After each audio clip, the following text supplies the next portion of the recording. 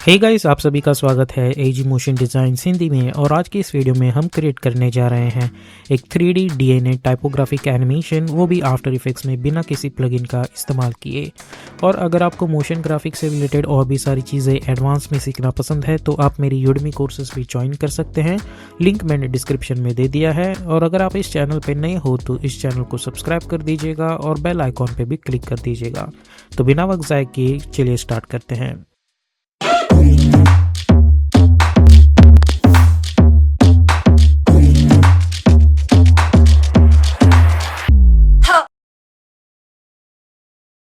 तो अभी हम आ चुके हैं एडोबी आफ्टर इफेक्ट्स में। सबसे पहले मैं एक नया कंपोजिशन क्रिएट करूंगा जिसे मैं मेन एनिमेशन ये नाम दे दूंगा। विड्थ हम रखेंगे इसकी 1920, हाइट 180, फ्रेम रेट हम रखेंगे 30 सेकेंड और ड्यूरेशन हम रखेंगे 60 सेकेंड्स। एंड बैकग्राउंड कलर हम रखेंगे वाइट कलर। ओके और ओके पे क्लिक कर देंगे। उसके बाद हम जाएंगे choose grade and guide option में और टाइटल से फैक्शन पे क्लिक कर देंगे। उसके बाद मैं कंट्रोल एन प्रेस करके एक नया कंपोजिशन बना दूंगा जिसे मैं नाम दे दूंगा आई थिंक साइड। और उसकी हाइट विड्थ हम अनचेकआउट करेंगे और विड्थ जो है उसकी मैं रखूँगा 300, height also 300 and simply hit okay. उसके बाद control Y to create one solid background layer और इस बैकग्राउंड लेयर को हम लॉक कर देंगे। उसके बाद मैं अपना इलिप्स या फिर रेक्टेंगल टूल सिलेक्ट करूँगा। मुझे कोई फिल नहीं चाहिए तो मैं फिल हटा देता हूँ और ये जो स्ट्रोक है हम रखेंगे ब्लैक कलर। उसके बाद डबल क्लिक करके एक रेक्टेंगल बना देंगे। उसके बाद इस रेक्टेंगल को इस स्क्वायर की जो स्ट्रोक विड्थ है वो हम रखेंगे 15। उसके बाद इसी लेयर को control D to duplicate, S for scaling और उसकी स्केल हम छोटी कर देंगे और उसकी स्ट्रोक विड्थ हम रखेंगे 5 पिक्सल्स। ओके, तो ये हो गया हमारा एक बॉक्स रेडी। उसके बाद इसके बीच के अंदर हम टाइप करेंगे अपना टेक्स्ट। आप कोई भी टेक्स्ट टाइप कर सकते हो। मैं टाइप करता हूँ ए। फॉन्ट आप कोई भी चूज़ कर सकते हो। मैं करता हूँ पॉपिंस फॉन्ट चूज़, वो भी बोल्ड वर्जन, और इसका कलर हम रख देंगे वाइट ब्लैक। इस टेक्स्ट को सिलेक्ट करेंगे और हम प्रेस करेंगे कंट्रोल अल्ट होम ताकि उसका एंकर पॉइंट सेंटर में आ जाए। अलाइन टैब में जाके अलाइन हॉरिजॉन्टली, अलाइन वर्टिकली। उसके बाद गो टू द पैराग्राफ और make sure to choose centre text. Again control alt home, align tab में जाके align horizontally and align vertically. उसके बाद कैरेक्टर टैब में जाके इसकी जो साइज़ है वो हम बढ़ा सकते हैं। Control alt home, again align tab, align horizontally and align vertically. या फिर आप एस फॉर स्केलिंग ऑप्शन से भी स्केल बढ़ा सकते हैं, लेकिन मुझे इतनी स्केल ठीक लगती है तो मैं ऐसे ही रखता हूँ। उसके बाद हम जाएंगे मेन एनिमेशन कॉम्प में और ये जो साइड है इसे यहाँ पे लाके रख दूंगा मैं। अब हमें इसकी मदद से 3D बॉक्स क्रिएट करना है। तो सबसे पहले कंट्रोल डी टू डुप्लीकेट और make sure to enable this snapping tool और अपना ये बॉक्स हम यहाँ पे लाके रख देंगे। सिमिलरली इसे भी सिलेक्ट करो, कंट्रोल डी, इसे यहाँ पे लेके आओ, कंट्रोल डी, इसे यहाँ पे लेके आओ।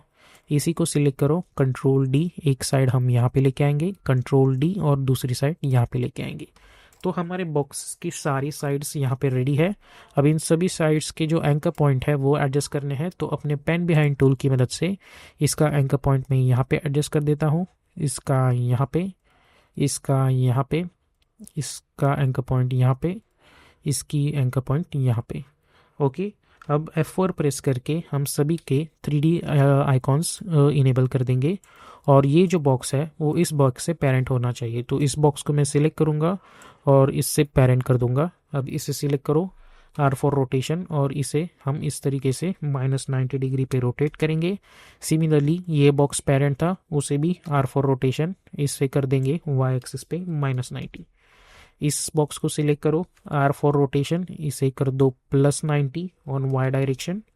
अब ये जो बॉक्स है R फॉर रोटेशन, इसे हमें X वैल्यू पे करना है -90 डिग्री रोटेशन। और इस बॉक्स को, बिकॉज ये ऊपर वाला -90 था, सो ऑब्वियसली ये X एक्सिस पे +90 में जाएगा। ठीक है, अब इसे मिनिमाइज कर दो। अब सभी को सिलेक्ट करके यहाँ से नन कर देंगे। उसके बाद हमारा ये बॉक्स रेडी हो चुका है। अब सभी को सिलेक्ट करके आप चाहे तो प्रेस P फॉर पोजीशन और उसे यहाँ से यहाँ पे लाके रख सकते हो कुछ इस तरीके से। तो हमें इस तरीके का बॉक्स यहाँ पे मिल रहा होगा। ओके, अगेन इन सभी को control D to duplicate, top पे लेके आओ सभी को, P फॉर पोजीशन, इसे यहाँ से यहाँ पे लाके रख दो। कुछ इस तरीके से, ठीक है, और यू प्रेस कर दो। ओके, तो ये बॉक्स हमारा रेडी हो चुका है, 2 बॉक्स। अब इनके बीच में हमें एक डंडी चाहिए, तो उसके लिए भी हम यही ट्रिक यूज़ करेंगे। अब उसके लिए हम क्या कर सकते हैं कि हम सिंपल एक पेन टूल लेंगे और यहाँ से लेके यहाँ तक एक स्ट्रोक बना देंगे, और स्ट्रोक विड्थ मैं रखता हूँ अराउंड 20, या आप चाहे तो 50 भी रख सकते हैं, it's totally up to you. इस तरीके से रखता हूँ और इसे भी मैं 3D में कन्वर्ट कर दूंगा कुछ इस तरीके से, ठीक है। तो ये हो गया हमारा ऑल शेप्स रेडी। इसे भी मैं सिलेक्ट करके ऐसे एडजस्ट करूँगा और इन सभी को सिलेक्ट करके मैं इस शेप लेयर से पेरेंट कर दूंगा। अब ये शेप लेयर एक तरीके से इन बॉक्सेस का कंट्रोलर बन गई है। तो अब जब मैं ये shape layer R for rotation इसे इस तरीके से रोटेट करूंगा तो आप देख सकते हैं ये इसे रोटेट कर रही है, ठीक है। So let's hit control Z ताकि हम सारी पेरेंटिंग हटा दें, ठीक है। इससे पहले कि हम इन सभी चीज़ों को पेरेंट कर दें, इससे हमें जाना है यहाँ पे एक्टिव कैमरा में टॉप व्यू में, ठीक है। तो टॉप व्यू में चले जाओ और आप देख सकते हैं कि ये जो लाइन है ये प्रॉपरली सेंटर में नहीं है, तो हमें इसे सिलेक्ट करना होगा और इसे प्रॉपरली इन 2 बॉक्सेस के सेंटर में लाना होगा कुछ इस तरीके से, ओके। और ऑब्वियसली ये कोने इनको टच होने चाहिए। सो आप S फॉर स्केलिंग अनलिंक और इसकी स्केल यहाँ से आप ऐसे बढ़ा सकते हैं, ठीक है। तो अब ये प्रॉपरली टच हो गए हैं। आप चाहिए तो एक बार फ्रंट व्यू से भी इसे देख सकते हैं कि ये प्रॉपरली सेंटर में है या नहीं। सो आई थिंक ये प्रॉपरली सेंटर में है। और अब हम एक्टिव कैमरा में जा सकते हैं। अब इन सभी को सिलेक्ट करेंगे और इस शेप लेयर से पेरेंट कर देंगे कुछ इस तरीके से, ओके। अब इन सभी को सिलेक्ट करो और control shift C to precompose और इसे नाम दे दो बॉक्स, ओके। और इसमें जो ये आइकॉन है हम इसे क्लिक कर देंगे और इस लेयर को भी मैं 3D में कन्वर्ट कर दूंगा, ठीक है। सो अब मुझे भी अगर मैं इसे रोटेट भी करता हूँ तो मुझे इस तरीके की चीज़ मिल रही होगी, लेकिन हमें इसे यहाँ पे रोटेट नहीं करना है। हम इसके अंदर जाएंगे, हम ये शेप लेयर को सिलेक्ट करेंगे, R फॉर रोटेशन, हम इसे यहाँ से रोटेट करेंगे। सो एक की फ्रेम यहाँ पे दे दो, उसके बाद जाओ अराउंड 1 सेकेंड पे या फिर 2 सेकेंड पे, हम इसे देंगे 1 कंप्लीट रोटेशन, ओके। तो आप देख सकते हैं हमें इस तरीके का रोटेशन मिल रहा होगा। अगर आप चाहें तो 3 सेकेंड्स पे भी जा सकते हैं, आपको यहाँ पे भी रोटेशन मिल जाएगा कुछ इस तरीके से, ओके। अब ये तो हो गया हमारा बॉक्स यहाँ पे रोटेट। अब let's S for scaling option और इसकी जो स्केल है वो मैं छोटी कर दूंगा अराउंड 60 लेट्स से, और इनिशियली इसे यहाँ पे लेके आओ टॉप पे, ठीक है। P फॉर पोजीशन, इसे लेके आओ टॉप पे, यहाँ पे alt click on the stopwatch यहाँ पे, ठीक है। Open and close square bracket deselect कर देंगे हम लोग, ठीक है। Let's hit control Z again, alt click on the stopwatch यहाँ पे, open and close square bracket, type position, उसके बाद फिर से open and close square bracket type 0, उसके बाद टाइप करो फिर से comma again position, open and close square bracket type 1, after that type position again, open and close square bracket type 2, डिससेलेक्ट करेंगे। तो ये position 0 for X, position 1 for Y and position 2 which is for Z। अब हमें यहाँ पे Y axis पे इसे नीचे लाना है, इसलिए हमें इस वैल्यू में एडिशन करना होगा। तो Y पे यहाँ पे जो पोजीशन 1 है उस पर मैं टाइप करूँगा +100 स्टार इंडेक्स, ओके। तो एक 100 यूनिट से वो आगे चला जा रहा है, ठीक है। तो आप देख सकते हैं 100 यूनिट्स भी काफ़ी नहीं है, तो मैं कंट्रोल Z करूँगा और इसे कर दूंगा मैं 150 and let's see control D करके, वो भी काफ़ी नहीं है। तो let's make this 190, let's make this control D to duplicate, कुछ इस तरीके से हमने डुप्लीकेट कर दिए सभी को सिलेक्ट करके control A to select all, P for position, और उन सभी को पोजीशन ऊपर लेके आएंगे, ठीक है। तो आप अगर यहाँ पे मैं इसे क्वार्टर रेजोल्यूशन पे देखता हूँ ये एनिमेशन, तो हमें इस तरीके की एनिमेशन यहाँ पे मिल रही होगी। अब मुझे इसमें थोड़ा सा ट्विस्ट चाहिए इस रोटेशन में, तो मैं पेज डाउन बटन दबा के 2 फ्रेम्स आगे चला जाऊँगा और इसे यहाँ पे लगे रख दो, इसे यहाँ पे, इसे यहाँ पे और इसे यहाँ पे और इसे यहाँ पे। तो आप देख सकते हैं हमें इस तरीके से अल्टरनेशन मिल जा रहा होगा। ठीक है, अगर आप चाहें तो इनके बीच में 5 फ्रेम्स का भी डिस्टेंस ले सकते हो, कुछ इस तरीके से।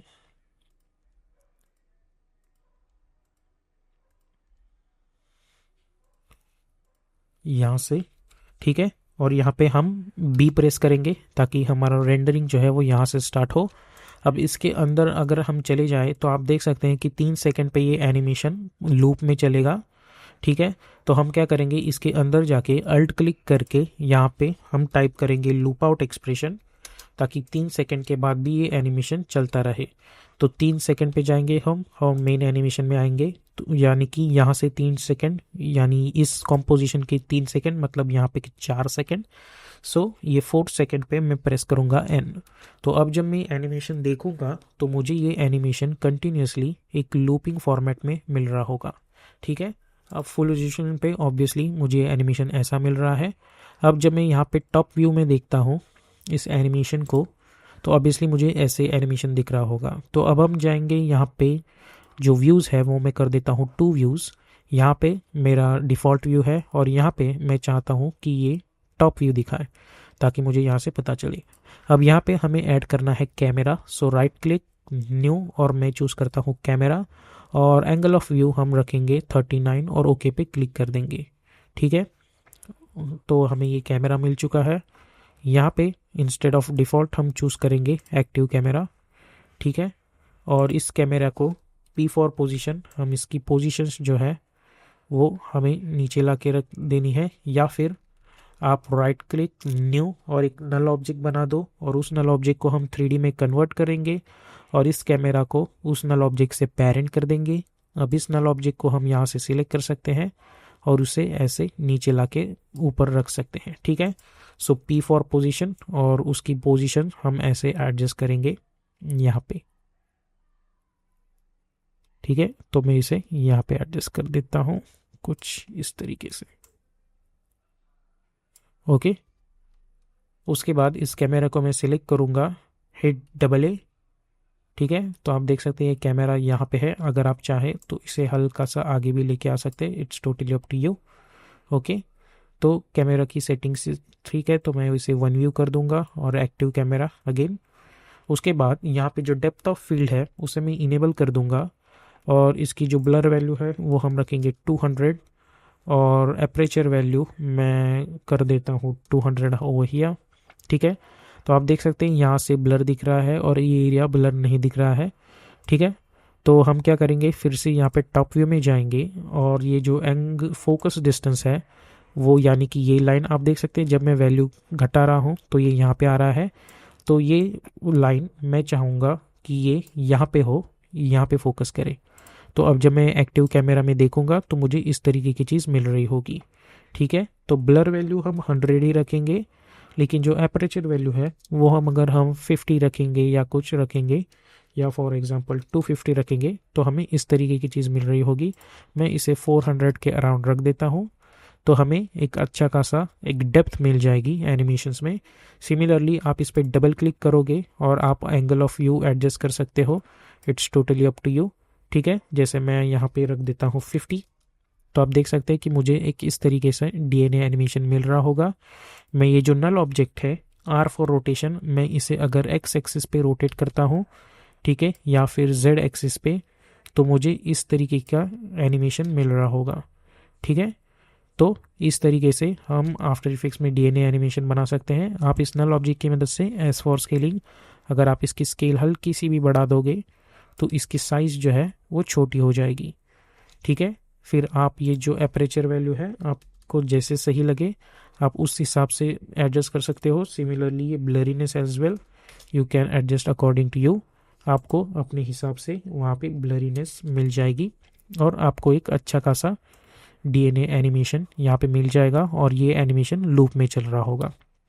ठीक है, मैं इसे कर देता हूँ 180 और ये सब होने के बाद कंट्रोल Y प्रेस करके मैं एक बैकग्राउंड लेयर बना देता हूँ वाइट कलर की और उसे नीचे ला के रख दूंगा इसको। उसके बाद राइट क्लिक न्यू और एक एडजस्टमेंट लेयर, और आप इफेक्ट एंड प्रीसेट्स पैनल में जाके इस पे टिंट इफेक्ट अप्लाई कर सकते हैं और इसे स्वैप भी कर सकते हैं, लेकिन अगर आप ये लेयर यहाँ पे एडजस्ट करेंगे तो आप देख सकते हैं कि ये एनिमेशन थोड़ा नीचे जा रहा है। तो हम क्या करेंगे, इन सभी को सिलेक्ट करके Ctrl+Shift+C और इसे नाम दे देंगे एनिमेशन। ओके, और उसके बाद हम अप्लाई करेंगे टिंट इफेक्ट और इसे स्वैप कर सकते हैं। तो इस तरीके से हमें एक DNA एनिमेशन यहाँ पे मिल रहा होगा।